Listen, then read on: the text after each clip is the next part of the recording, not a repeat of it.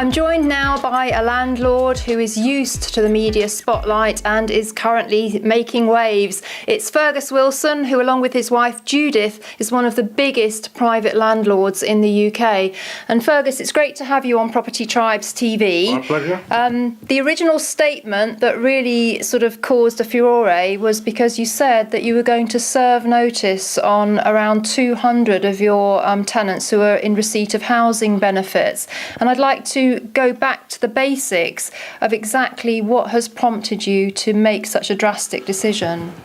Well, many of your viewers will appreciate that housing benefit gets waylaid, ambushed we call it, on the way. Delivery of housing benefit has been slow, but the situation is that could be polished, the mechanism could be oiled. But essentially what's going wrong is this system of paying the money to the tenants, and some of them pocket it. Right. It's as simple as that. And people with a rent guarantee do not pocket it, they parcel the money on.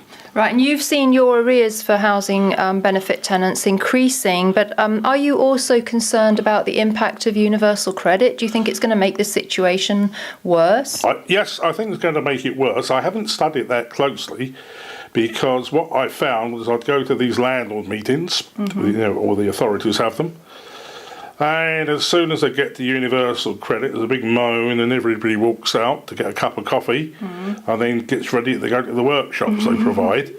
Nobody's interested because they're all saying, look, I don't take people on benefits. But the perception is that it's going to make it worse. What the government's got to do is use a bit of common sense.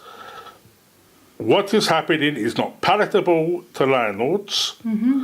And if you want to get landlords back taking people on benefits, then you have got to backpedal and reinstate direct payments to the landlord.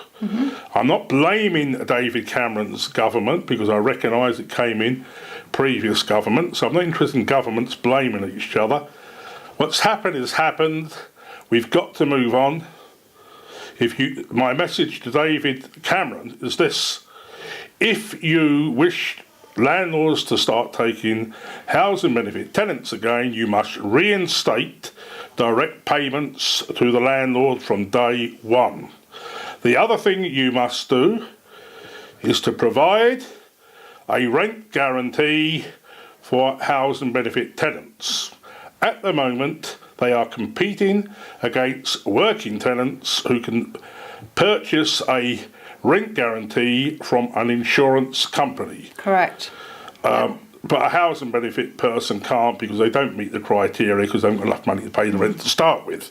I think this means so much coming from you, Fergus, because you've actually got somewhere around 1,000 properties, and you could say, well, okay, somebody who's got so many properties could probably stomach some rent arrears, but the average landlord in this country just has one or two properties, and if their tenant stops paying, they could be financially corrupted very quickly. What you're sort of really saying is, and we want to take the kind of emotion out of this, because we do understand how what a sort of emotive subject it is, but at the end of the day, you've got to make a commercial decision based on what is best for your business. Yes, and that's exactly what I have done. And there will be an awful lot of casualties, because I've this very broad brush approach. Of the people I've put out, half of them, 52%, were in arrears, 48% were not in arrears. They just happen to fall within that category. But 52% of people on benefits being in arrears, something's got to start ringing bells with the government that this can't go wrong. Now, when I say they got it wrong, I don't mean this current government.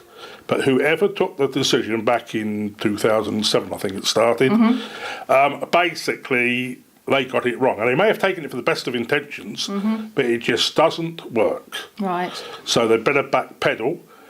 And there's two elements to it. And all the landlords I talk to, and a lot have contacted me in the last week, and they all say exactly the same thing. You're absolutely right. That is what the problem is. If somebody like yourself feels so strongly, how is this, this is going to filter down to the much smaller landlords, and you might start a trend, Fergus. Well, we feel that we provide housing for those who don't want to own houses, or those who choose not to own houses. Well, at the moment, most of them are unable to own houses. There are some people who just want to rent. There's some people who've had their fingers burnt as owner-occupiers, and they tell me they're going to rent for the rest of their lives. I've got a number of tenants now in houses who've been with us for more than 10 years.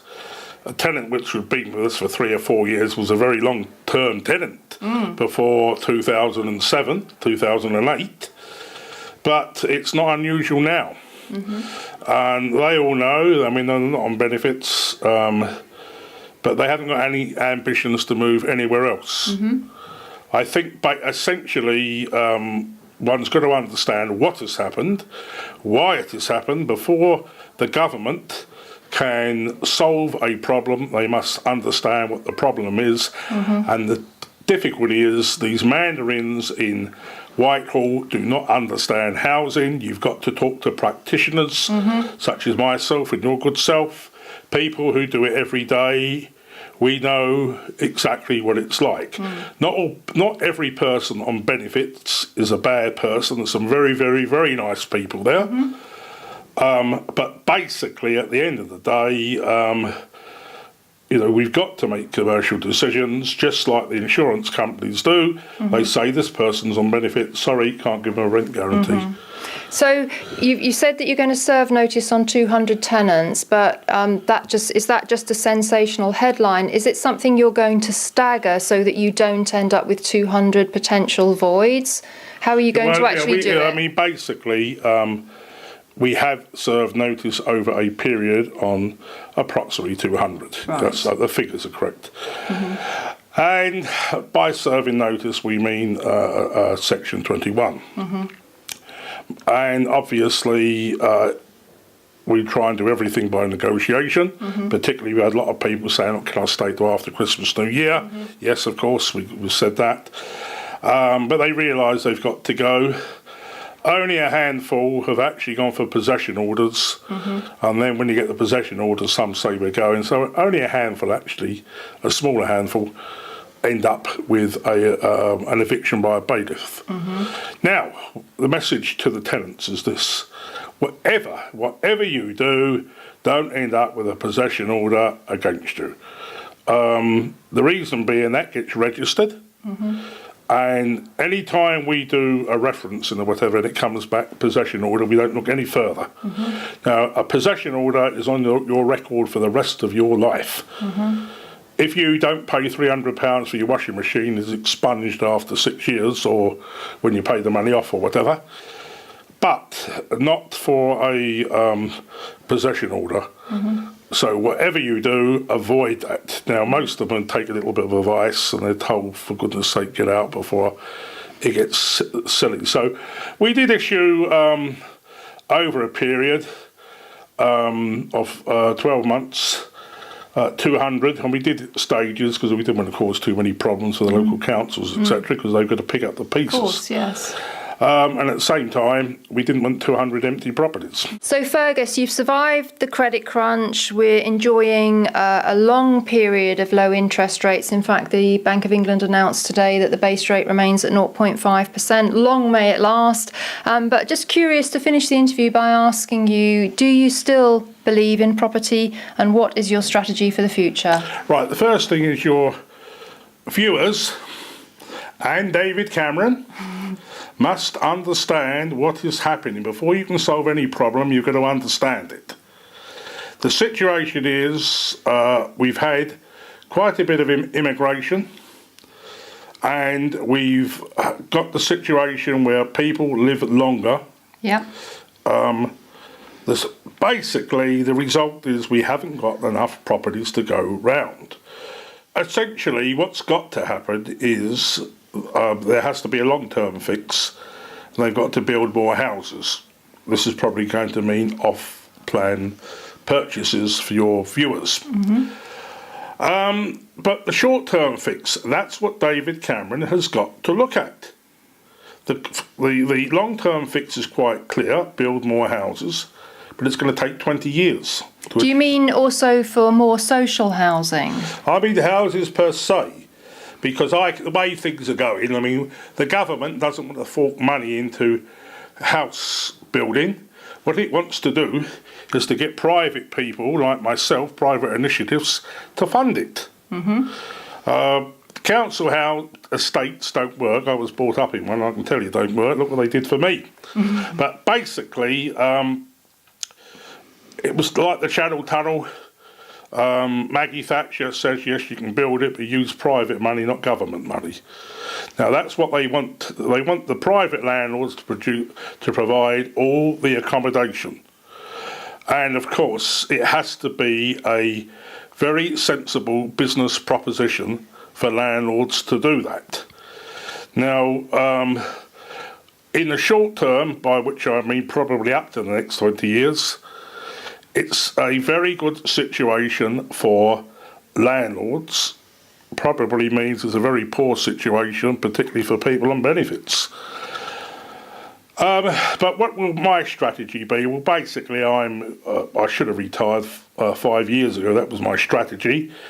These very, very greedy bankers in America, I don't blame the British people, but they caused the credit crunch. They caused the problem. It's been with us now for, 6 years? And frankly, we're going to have it for another 6 years. It's going to be a long, long time before, the country recovers. For landlords, however, I think it's an awful lot brighter. The difficulty is getting started. And really, again, a message to David. Dave, you've got to sort this out. But if you want landlords to provide the accommodation, you've actually got to give them a package which gets them started. I hope that answers your question.